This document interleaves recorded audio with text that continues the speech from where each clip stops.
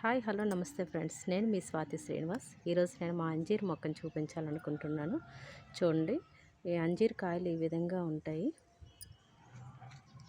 మొక్కకి గుత్తులు గుత్తులుగా కాయలు కాసాయి.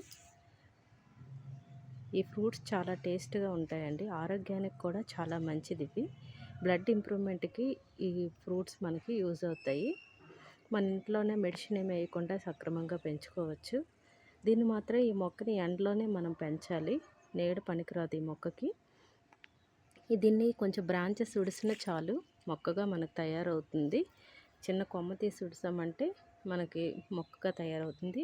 ఈ ఫ్రూట్స్ వచ్చే టైంలో మనం అరటిపళ్ళును, మెత్తటి అరటిపళ్ళను కలిపేసి వాటర్లో మిక్స్ చేసేసామంటే పళ్ళు రాలకుండా మనకి మంచిగా టేస్ట్ కూడా ఉంటాయి.